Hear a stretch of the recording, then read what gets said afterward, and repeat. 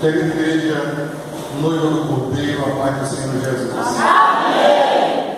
Parece que a última vez que eu estive dentro desse tempo com vocês foi em janeiro, não foi enganado. Não sei se teve outra data e aí eu não consigo bem relembrar. Porém, eu me sinto muito honrado e em estado de conforto pela incomensurável oportunidade da parte de Deus e do Espírito Santo nos faculta de estarmos aqui esta noite, antes de qualquer coisa, prestando culto ao Senhor e, em segundo lugar, com a responsabilidade de cooperar com a obra do Senhor, trazendo uma palavra representando legalmente a Cristo como embaixador dele. Eu agradeço ao pastor dessa igreja, ao pastor presidente, ao pastor Adelson, e a todos os companheiros e cooperadores desta obra que têm nos amado e têm nos permitido estarmos aqui. Depois de agradecer a Cristo, os meus agradecimentos ao nosso pastor presidente dessa igreja, o pastor Adelson.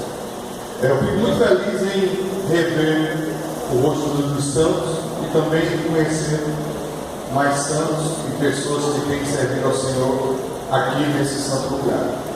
Eu quero ler um texto com vocês e quero convidar a igreja para ficar em pé, onde vamos ler esse texto no livro do profeta Zacarias.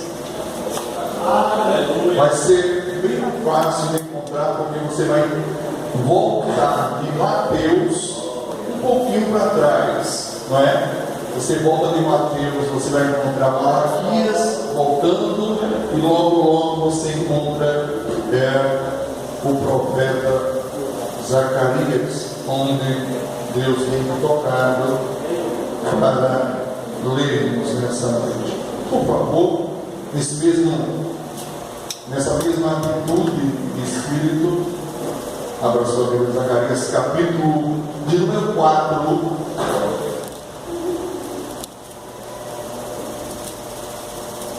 Eu quero ler apenas um versículo do livro do profeta Zacarias, capítulo número 4, versículo de número 7, só a primeira parte. Embora eu vou ler o versículo todo, mas o desenvolvimento do sermão é só a primeira parte. Capítulo número 4, versículo número 7, está escrito assim: isso é Deus falando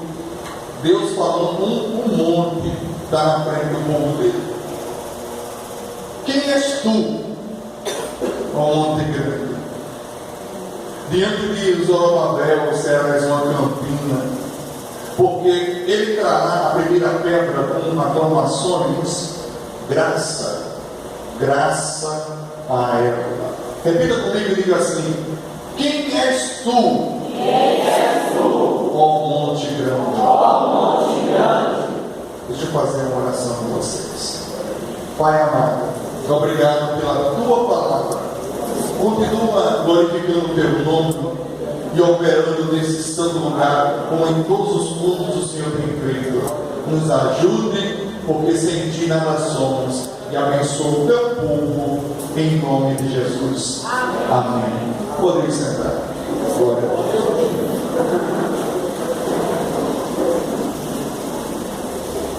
Aleluia.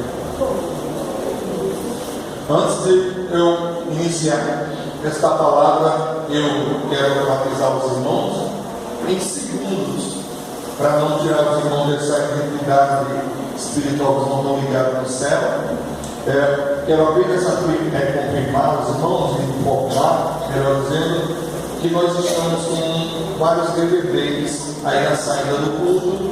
Quem sentir direção de adquirir um desses materiais, se deve dirigir a isso, nos abençoe, que Deus também vai te abençoar, e o valor dele está em R$15. Eu encontro no Antigo Testamento 30 homens com o nome de Zacarias. Eu encontro no Novo Testamento 3 homens com o nome de Zacarias. No Antigo Testamento existiram, pelo menos em registro, 30 de Zacarias. E do novo existiram 3 de Zacarias, pelo menos em registro. E este homem que foi chamado por Deus para profetizar, ele foi convocado pelo Senhor para ser profeta em um período que o povo precisava muito de um grande avivamento. E eu até agradeço a Deus pela sua benignidade em nos enviar avivamentos e criar meios para que esses avivamentos aconteçam. Por mais seca que a terra esteja, Deus sempre tem um meio de cavar sulcos, reinos nessa terra, com a intenção de guiar a árvore do Espírito até aquela vida ou até aquele povo. E Zacarias foi um instrumento de Deus. Ele foi contemporâneo de um outro profeta muito conhecido por nós, chamado de Ageu. E muitos homens entendem que Ageu e Zacarias foram mais do que 2 profetas em uma era de necessidade. Eles foram profetas amigos e profetizaram muitas vezes de mãos dadas no meio do arraial de Israel, na intenção de exortar e despertar o povo, porque a questão do profeta no Antigo Testamento era primeiramente um denunciador de pecado.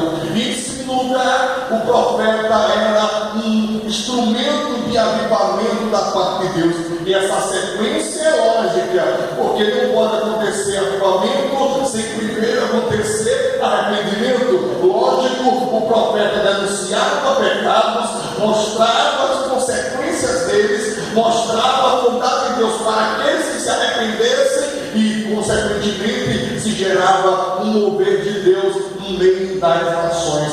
Visto que Zacarias e Ageu foram muito amigos, eles encontraram desafios particulares que eles dividiram entre si. O início do ministério de Zacarias foi mais ou menos no ano 520 antes de Jesus. E Zacarias teve uma missão em um momento muito difícil, porque o povo de Israel tinha acabado de sair de um processo de cativeiro. O povo tinha passado 70 anos no cativeiro, e no ano 538, escuta bem, no ano 538 a.C., Ciro autorizou o povo em decreto para retornar e para reconstruir as coisas que tinham se perdido. É óbvio que esse decreto teve um início balanceado logo em 605, mas no ano 538 o decreto recebeu força total, e no ano 536, porque os anos antes de Jesus eles são contados na Bíblia em contagem regressiva, né? Eles vão diminuindo do maior para o menor, porque Jesus é o centro de tudo, inclusive do calendário da humanidade.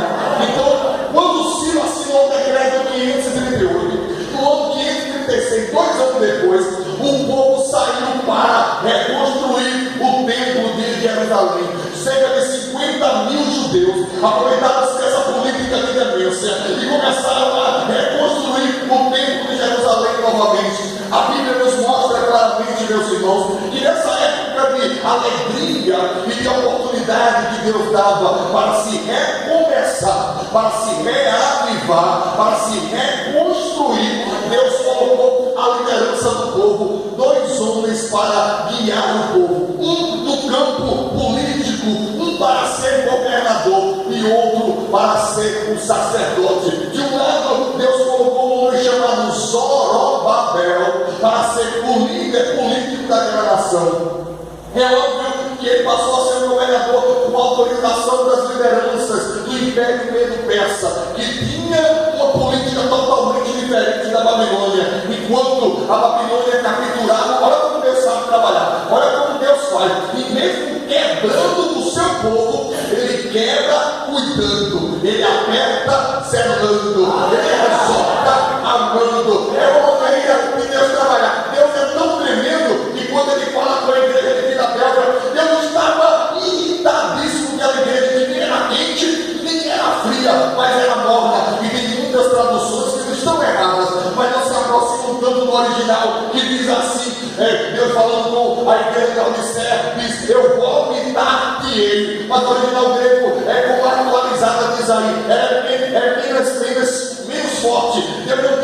no original, eu vomitaria. Mas ele disse, eu estou a ponto de te vomitar. E esse diferencial, ele quer dizer, ele não afirmou, não tem certeza de vomitar a igreja, mas disse, se você continuar, eu estou com náusea, eu estou quase me vomitando. Ele dá aquela ameaça, e se você reparar, Deus é assim, Deus é do pai com criança, né? Se você que é pai sabe, às vezes o filho da gente erra, aí vai. O erro é meio grave, pai, não é assim. Olha, quando é jovem que está meio em pé assim, meio fora dentro, que vergonha. Aí você vai se ajeita, eu vou tirar o celular da sua mão. E começa, você não tem vergonha não, você é uma moça crente. E vai, depois quando a gente vai chamando a atenção, chega um nível do chamado da atenção, que a gente como pai, antes agora eu vou passar a mão. Aí ele diz, né?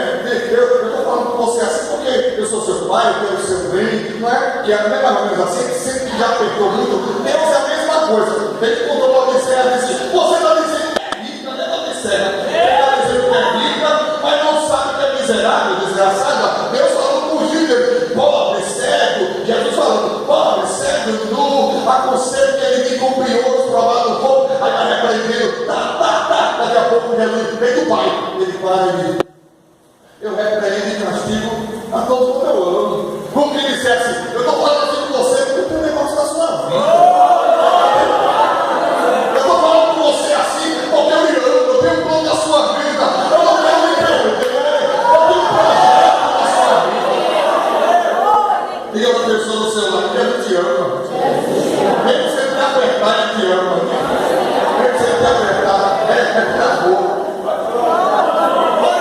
Deixa eu beber volta no outro quarto, volta. Aleluia! Aleluia! Zacarias foi chamado para isso. O povo queria reconstruir, e aquela multidão saiu para a reconstrução do templo. De um lado, Deus colocou um líder político Zorobabel, do outro, colocou um líder religioso chamado Josué, o sumo sacerdote. E agora o povo começou a reconstrução do templo. Porém, meus irmãos, escuta bem, uma primeira parte de uma montanha que haveria de ficar no caminho do povo de Deus, Deus abençoe, uma primeira parte de uma montanha que haveria de ficar no caminho do povo de Deus apareceu. Porque Satanás ele não quer ninguém falando em avivamento.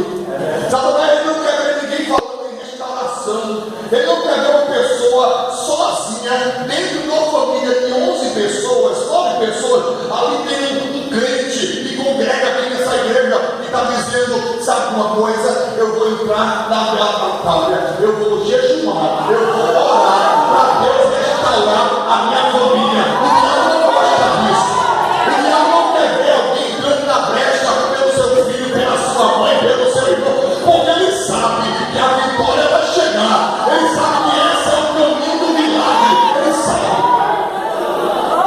Quando o povo começou a reconstruir o templo, começou naquela animação, um grupo de pessoas chamado de samaritanos fizeram parte da primeira parte da montanha e quiseram ajudar. Olha bem para mim, para você entender o que o Espírito de Deus está falando aqui nessa noite. Escute bem para você entender. O povo queria reconstruir o templo. Cada tijolo não tem nenhum carro para carregar, para recomeçar, né? Tijolo sem furo, sem furo. Peso era agora. Apareceu um monte de samaritano forte, dizendo assim, a gente vai te ajudar. Olha, quem não quer ajuda para tombar 5.000 tijolos para ser de cada para dentro do terreno? Quem é que não quer ajuda, irmão? Apareceu o samaritano dizendo, você não vai construir o templo? Se autorizou, se autorizou. O rei Peça autorizou. A gente vai construir. A gente está aqui para ajudar, para pegar na ponta da porta e carregar o peso. Os judeus olharam assim e disseram, me diga quem não quer ajuda. Mas o problema é que nem toda ajuda tem Deus. O problema é que alguém às vezes que quer ajudar não está no mesmo espírito, não tem o mesmo compromisso. Sabe, irmãos, tem coisas de Deus que vai funcionar mais com 300 do que com 32 mil. Tem coisas de Deus que vai funcionar 12. Ou você não reparou que muitos milagres Deus ia cometer, ia fazer, ele dizia no versículo, fica só do Tiago, vem Pedro, e vem João, só você três, bora lá. Porque tem coisa que nem todo mundo pode entender, tem coisa que a gente não pode entrar para não ser pior para a gente. Eu não sei se você reparou, mudando de um lado para o outro, mas confirmando o que Deus está mandando eu falar, que quando Miriam e Arão se juntaram, recebe aí, porque chegou do céu agora, quando Miriam e Arão se juntou para falar mal de Moisés, encontraram motivo, porque quem tem raiva do outro, quem tem inveja do outro, não precisa de motivo, ele inventa ele procura alguma coisa, e Miriam e Arão disseram, Moisés arrumou uma mulher da Etiópia para casar, a mulher cochita, ele é uma mulher bem moreninha, que ele arrumou lá para casar, é aquela mulher de Deus, que tem gente que quer entrar em tudo a vida dos outros, quer saber de tudo, olha, tem gente que quer saber, e quando não gosta, que fica, rapaz, eu não sei, porque não tocou bem, não dirigiu bem, não cantou bem, ao invés de orar, e começaram a falar uma coisa, Moisés poder com uma mulher aí, porque não é uma mulher diferente, ele ele casa com mulher, e não sei o quê, mas era inveja, porque o que Deus tinha com Moisés não tinha no mesmo nível com Arão, e não tinha com Miriam, e isso é uma coisa terrível. Começaram a falar mal de Moisés e tal, daqui a pouco desceu a glória de Deus na nuvem, desceu, aí ficou tudo com medo, ficou Miriam calada, que havia fechado a matraca santa, porque já estava lá no lugar, já foi, Moisés, ali, Arão, aí Deus desceu e disse, vocês estão falando mal do meu servo Moisés, eu quero dizer uma coisa a vocês, eu tenho um negócio com Miriam, eu tenho você Miriam, eu tenho um negócio com você, mas Moisés eu falo diferente, eu falo com você de um jeito, eu falo com você na nuvem, mas primeiro eu falo cara a cara, porque eu quero, é o meu jeito, eu tenho essa intimidade com ele, e para resumir a história, eu quero falar de Zacarias, quando a nuvem de glória subiu, ocultando o poderoso Jeová, o poderoso Jeová está aqui hoje para fazer milagre, quando a nuvem de glória subiu, estava Miriam leprosa, vocês conhecem a história, agora eu vou dizer o que Deus me disse nessa história aí, viu? Quando a nuvem subiu, estava Miriam leprosa e Arão sem lepra.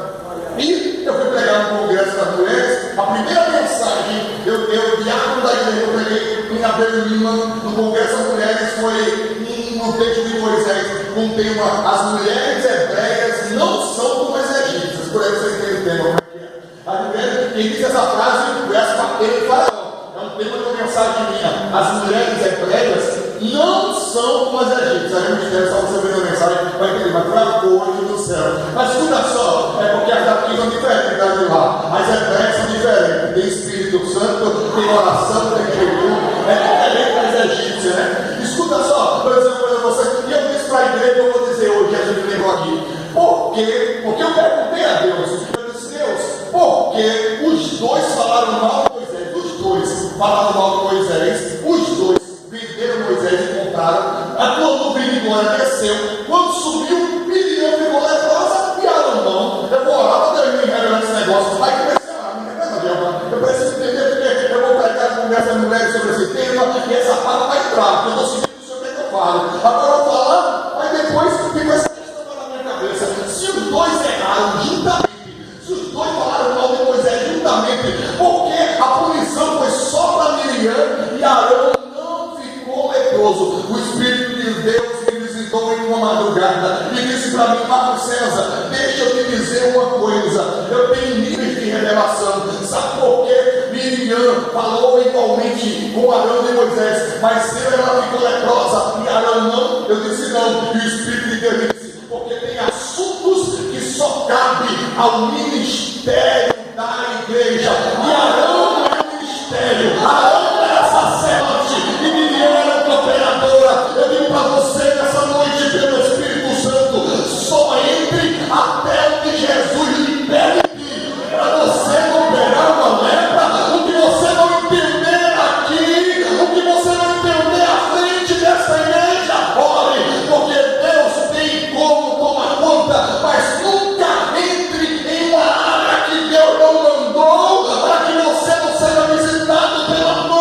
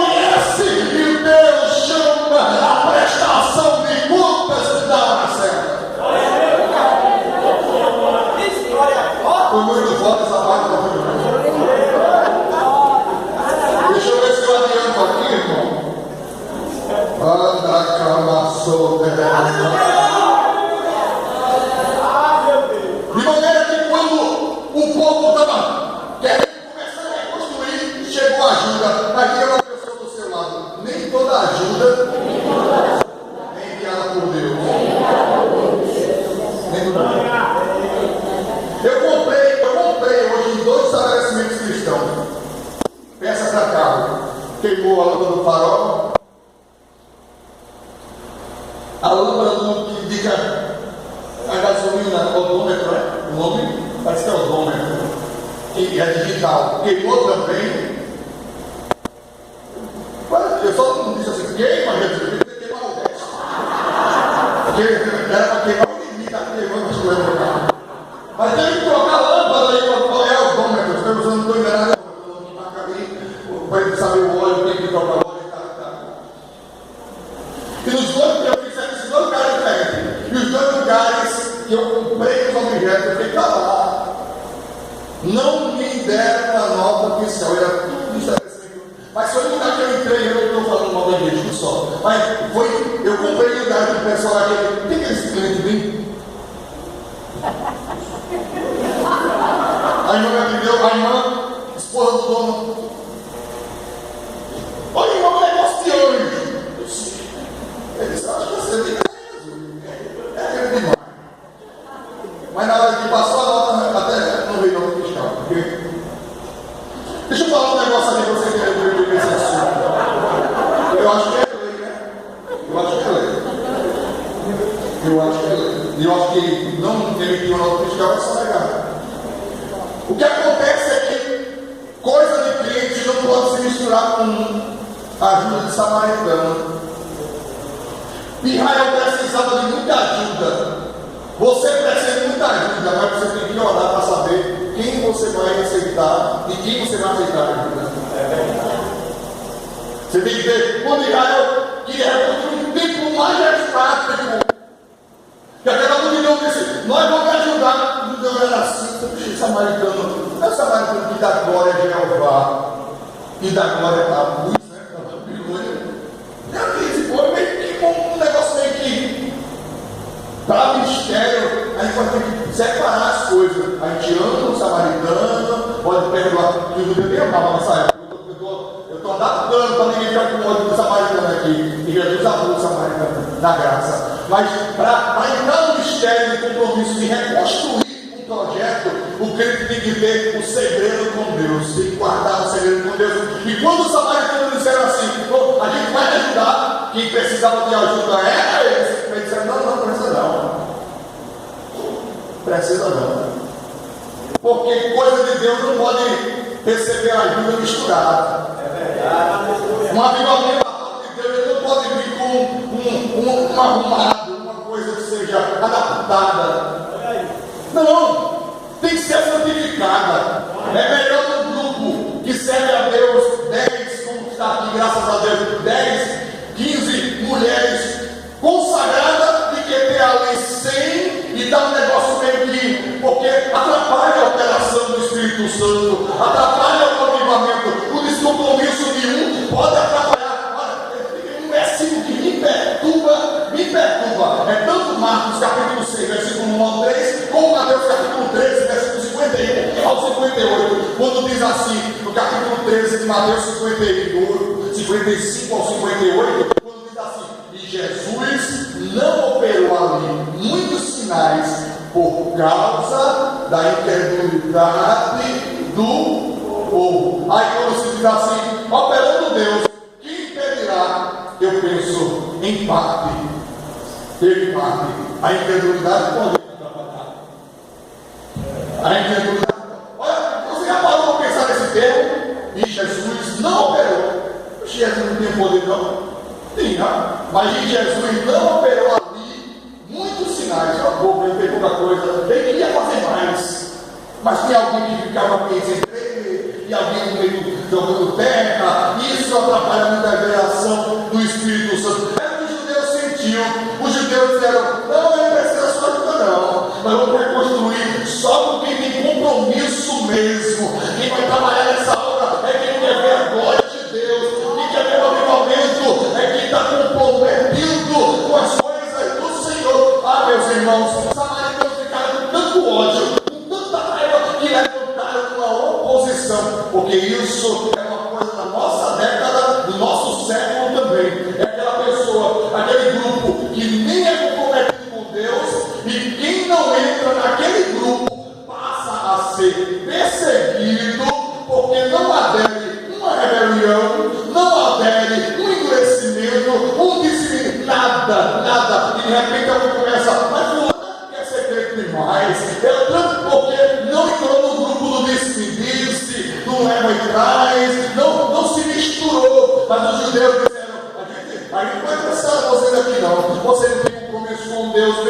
as coisas de Deus não podem ser feitas de todo jeito. Então, samaritano, fica ali, que nós vamos ficar aqui. E os samaritanos se levantaram como uma montanha para ficar no caminho da obra de Deus. E para a tristeza nossa, o que aconteceu foi que a obra parou. Porque Satanás, você está vendo os cultos? Satanás, ele vai lutar para tirar sua fé. E tem a mensagem. Porque você não vai aceitar o negócio de todo jeito, não vai aceitar toda visita, não vai aceitar toda fé, você vai pagar o preço.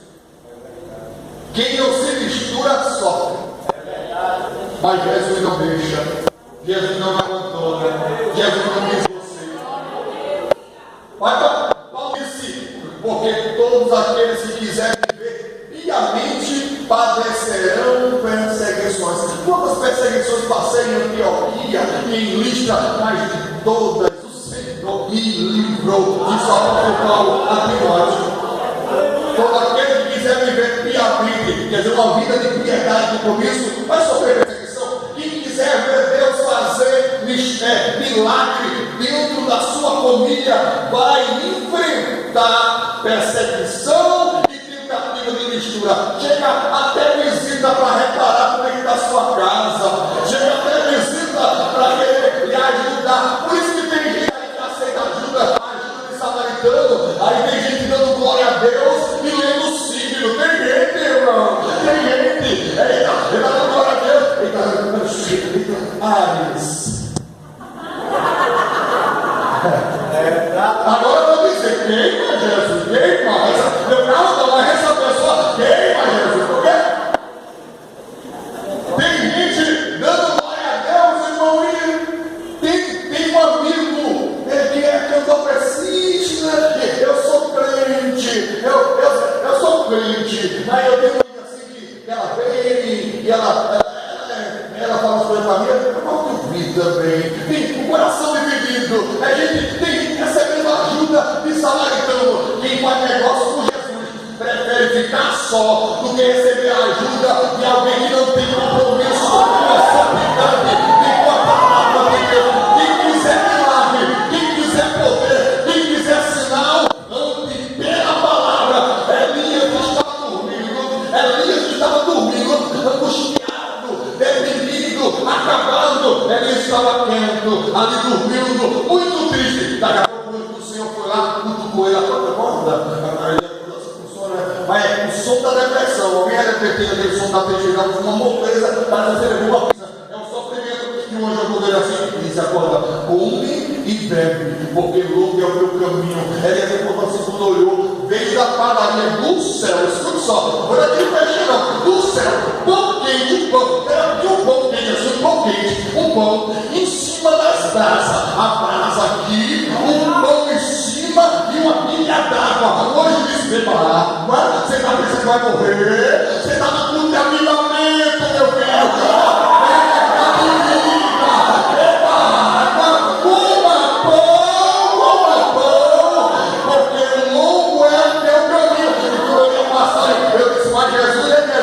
Olha que negócio, cuidado para derrubar o negócio, vamos pagar. Olha que negócio tremendo. O pão em cima da brasa. Para mim, Jesus está me dando uma palavra. O pão, o Espírito Santo está vendo, Marcos César. O pão está sempre em cima da brasa. A brasa aqui, o pão em cima. O pão está em cima da brasa. E nunca a brasa em cima do pão. O pão está acima da brasa. Você pode ser cheio, você pode marchar, pode ser pregador, ser evangelista, profeta, pegar um projeto, recuperando vida com Jesus, botar no carro onde for, pode ser cheio, falar em mistério, ter muita língua, é brasa, e toda brasa está sempre abaixo do pão, porque revelação é o meu pão, o pão vai em cima da brasa, e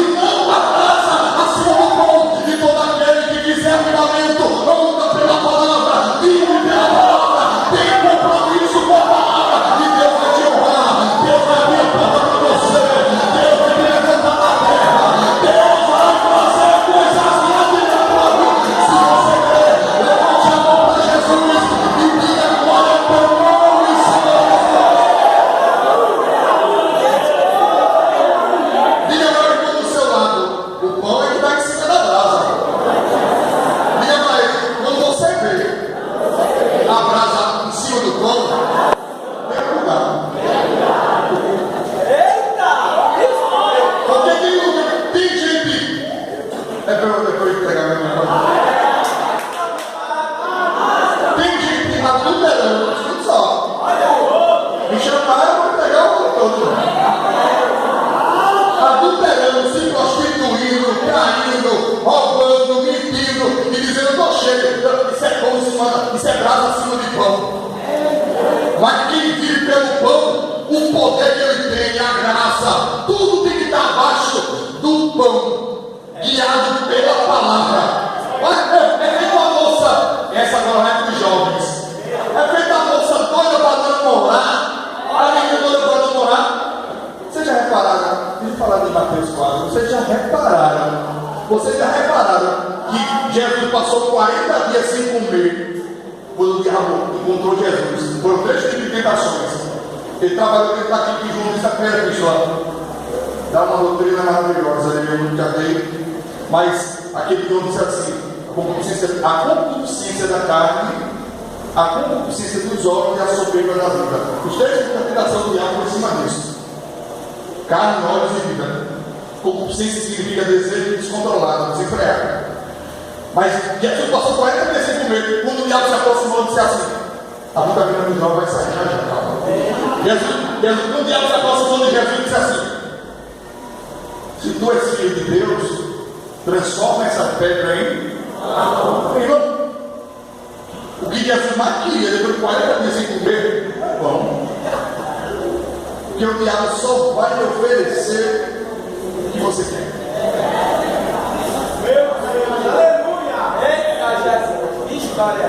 Só o que você quer. Você tem que saber se o que mais judeu, eu não sei se você está entendendo o ciclo do Espírito. O que o judeu não queria era ajuda para pegar peso. Mas com mistura, avivamento com mistura não vem. Não vem. Pode vir braços de pão e aquele rebuliço todo, e a pessoa está fazendo o que é da vida, mas está cheio, está pulando, está profetizando, brasa por cima do pão. Mas o pão está por cima da brasa. Eu sou cheio, mas não perco pão. Eu dou lugar para aquele lugar, a palavra me rege, é o Espírito de Deus. Eu sou cheio do Espírito e o Espírito está na palavra, e a palavra tem primazia da minha vida. E através da palavra vem os dons espirituais,